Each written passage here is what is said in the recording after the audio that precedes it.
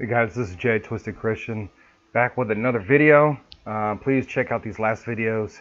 I won $108 on Robinhood stock exchange, so if you guys want to get involved, you can win a $7-8 stock.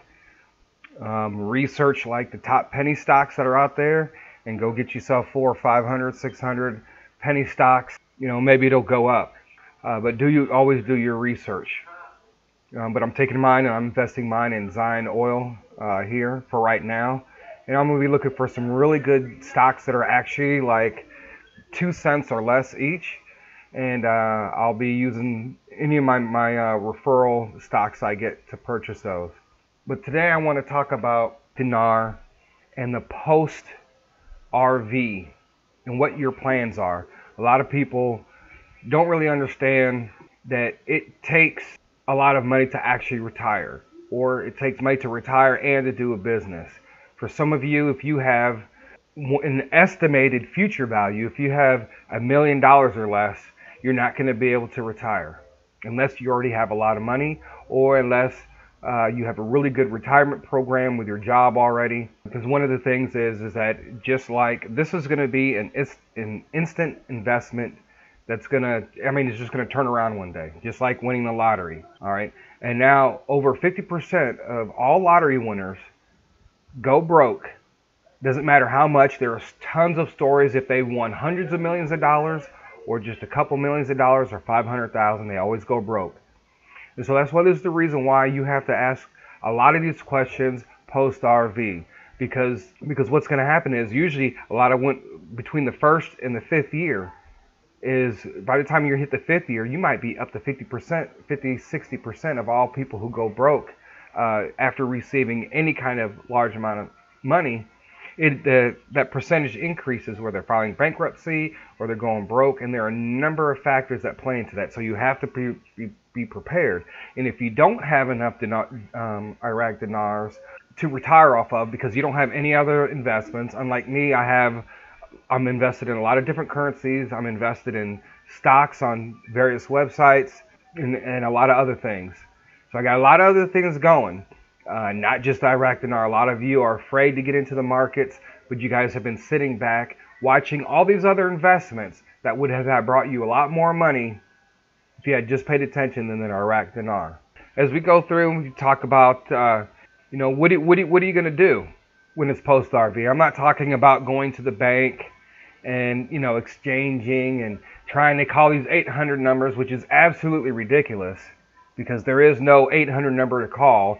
Trust me, when it happens, all the banks will be ready that day. They will be ready. Now, I know some of you are going to try to negotiate, whether if you get 5 cents more than the going rate, or 10 cents more, or even a couple pennies, because some of you have so much. Yeah, it's going to make a difference whether you get a penny or two more than what the exchange rate is. That's going to be very important. But it's going to be after you've received your money.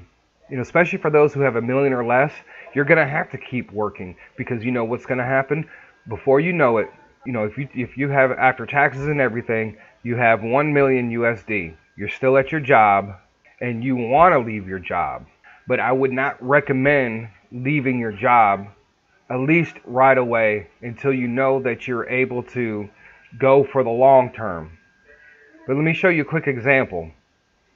If you have, after taxes, you have 1 million USD. You go out and you say, I'm going to go buy a brand new car. I'm going to go buy this house for $250,000 outright cash. Now you've spent $280,000, and now you only have $720,000. Now you want to help out your brother, your sister, your mother, your father, your family members, friends. Okay, those are all things that are going to happen, because it happens to all of these people. Lottery winners, people who are in the NFL, NBA, whatever the case is, people will always be asking you for money. Take it, there's a lot of articles, I just say Google it, okay, about why lottery winners go broke. I can sit here and explain it all day, drugs and alcohol, family, overspending. That's one of the first things you're going to want to do is go splurge. Well, if you have $1 million or less, you're not going to necessarily be able to do all the things that you thought you were going to be able to do, because you have to look out for the long term. If you have a job and you have health insurance, Do you really want to be paying health insurance out of the money that you've gotten from the dinars just so you don't have to go to work? You got to think about it. And some people have jobs where they've built up a month's worth of vacation, several months, 2 to 3 months of sick time, and so forth. So, are all those things you want to lose if you decide to not take a job or not keep your job? There's a lot of factors that you have to really think about. If you have a family, you can't retire off of $1 million. But you know what? You could set yourself up very easily. You could set yourself up very easily to retire a lot earlier if you do it right. Now, if you had 1 million USD in the bank and you're getting a 1% interest rate on that, you can possibly maybe get up to 5. But a 1% interest rate is only going to give you $10,000 a year off $1 million. So if you think you're just going to put $1 million in the bank and live off the interest, no, it's not going to work that way. So those are all the things that you have to consider. Now, if you have, 2, 3, 4, up and above estimated future profits from the dinar, then you still have to plan out. But you still have to be very careful, because the same exact thing, whether or not you have 20 million USD from the dinars or whether you have 1 million, they still go through all the same things. And the more you have, the more risks. Well, what are some of the risks? Well, you're going to have your friends and your family. People are going to want to borrow money. You're going to want to give away money. And then, for some of you who want to donate to churches and stuff like that, your 10% tithe. And let me speak about that.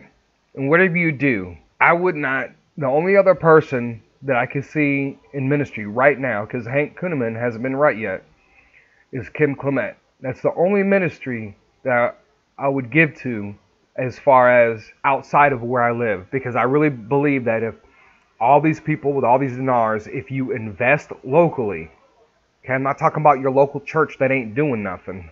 Okay, if your local church ain't feeding the poor, they're not taking in people, they're not doing any of those things, and you've been paying your tithes. Well, if they're not doing anything with what they're doing now, just to go hear a good word and go chat with friends, you're just sowing into bad ground. So my thing is that if you got 20 million USD and you want to pay you want to give 10%, well, you want to give a little bit to your church, whatever, that's fine. But it's like this. Why don't you donate to the homeless shelter or to the food bank? And just don't do it all at once. You can set it up to where, they have a special account where they can get out so much every year. Do things that are going to have an impact on the community to make the community where you live better. So if there's like 10 of you all live in the same town, you all have millions and millions and millions of dollars, and you guys want to get together and you want to, let's go to this food bank or the Salvation Army. You can designate it for certain things. I just want you guys just to think locally when you're talking about giving. Now, of course, the next thing is, when it first happens, take 24 hours to kind of figure stuff out. For me, I'm just going to take in a couple $25,000 notes, turn it in, get everything ready so I can bring in the rest. But one of the things is that you don't want to go crazy. You don't want to be making any financial decisions like buying a car, buying a house.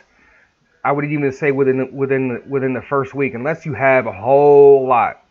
I know people who only have 50, 60, or 100,000 worth of revalued dinars. So basically, when it revalues, they're sitting there waiting for the revalue, but they're not buying any more dinars. But they think that, okay, you turn in 100,000. You're still going to have to do all the things that you're doing right now at that moment. You just have a little bit more money. Yes, you might be able to get a new car, which is going to allow you to go to, find a better job, but then you're going to start taking away from that. There's so many things that you really have to consider.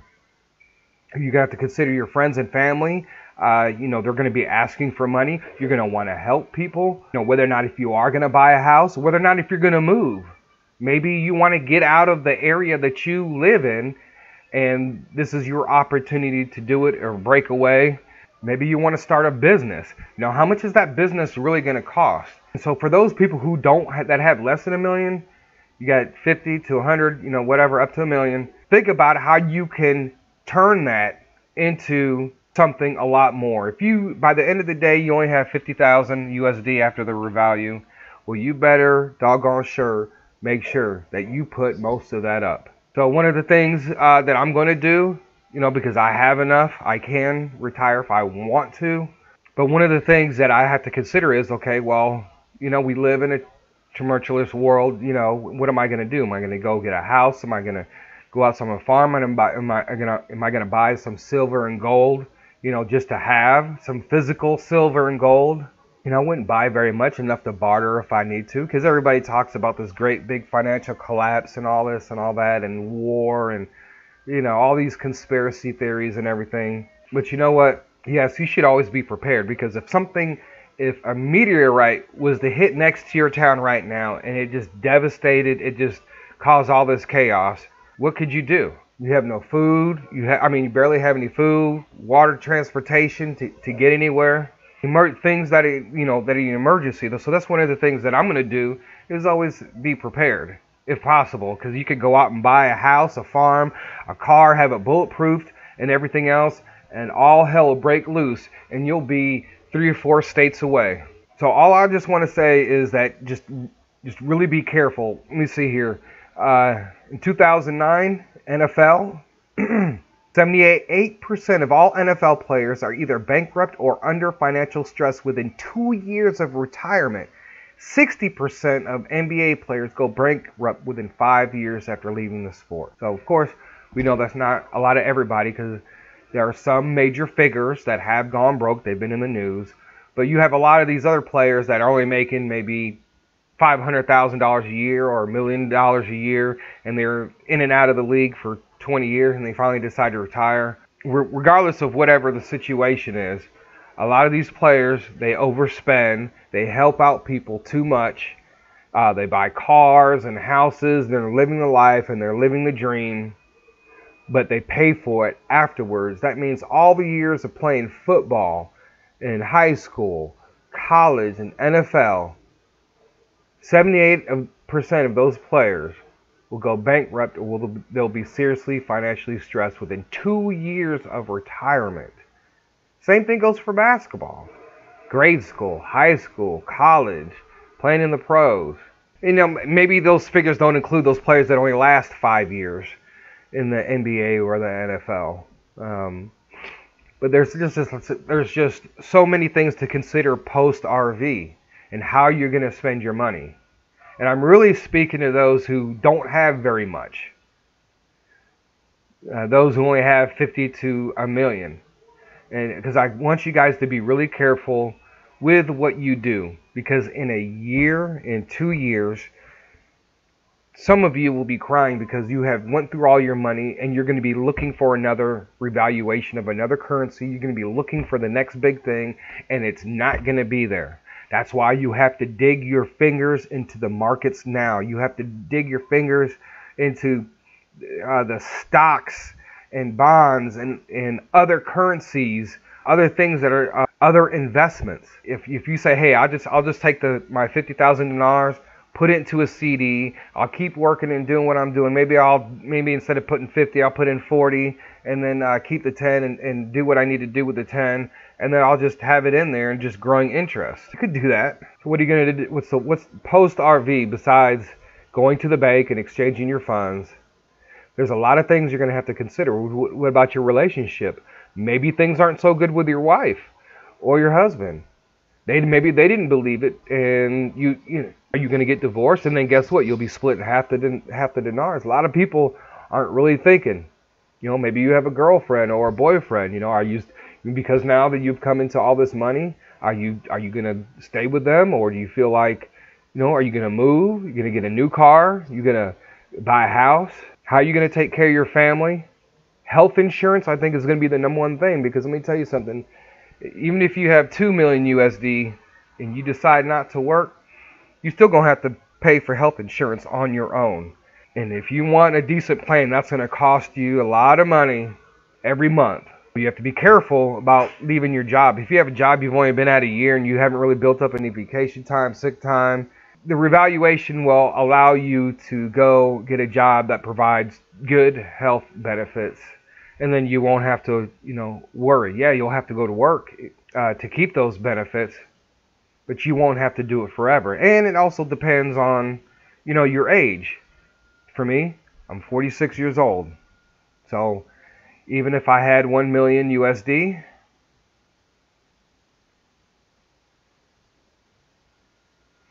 say, okay, well, I could estimate, well, I could live another 36 years. I have to prepare to be to 80. Well, because by 80, to me, I probably won't be able to move around that much anyway. I'll be on Social Security and everything else by then. And so just see here. So if I want to try to plan my retirement, okay, I want to make sure I have enough money to last me until I'm 80 years old. By then, I might be in a home, sick, whatever. Jesus might return. Who knows?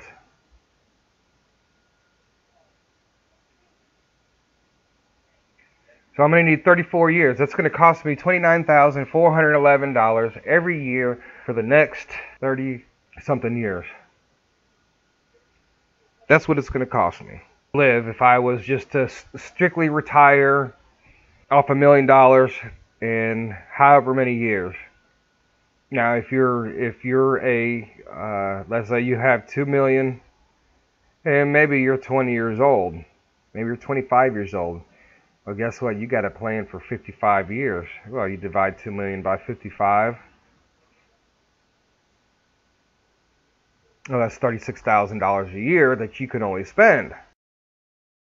If I've already bought my house, or even if you haven't bought a house, or maybe you're renting, or whatever the case is, you see that's if I plan not to work, that's what would come out. But let's say I have to buy my own health insurance.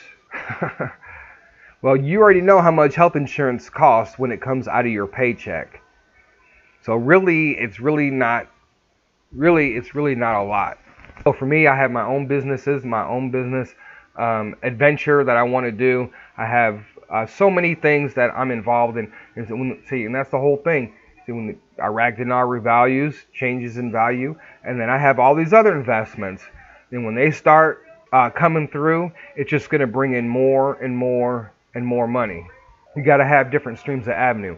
So post RV, what are you going to do? What is the plan after you've exchanged everything and you've got the rate that you want? Car, house, job, health insurance, relationships, whether or not if you're going to move or not, or invest into a business that you're going to have to be a part of on an everyday basis. And so, and how you're going to take what you do have and basically make sure no matter what, that you take whatever amount that you're getting, that you're gaining interest on it every year, that you take out a certain amount. Everybody's situation is different, but I don't want you guys end up, including myself, and that's why I was kind of doing the research, just about as far as gaining money instantly. It's not always a good thing. People think the guy, there are people, I've read stories where people won $300 million and within 5 years they were broke, or they were dead within a couple years because they were on drugs. And I don't know if you guys remember when it was maybe a year ago when they were interviewing all these people for the biggest lottery, when it was the biggest one back maybe a year ago, and a guy said if he won he'd go get some cocaine and hookers. Well, there's some people that are actually going to do that. Whatever you do, just be smart. Figure out whether or not if you're going to help your family members and what is the limit you're going to do off the bat, and help them do that. If they say, hey, I need help paying my bills, can you give me $1,000? Okay, you know what? Why don't you bring your bills over to my house? I'm just not going to give you the cash. There might be some situations where you just don't trust people, but you want to help them out. So those are just all the things that you guys just need to consider. So what are your post-RV thoughts and questions as far as after going to the bank? Let me know in the comments below.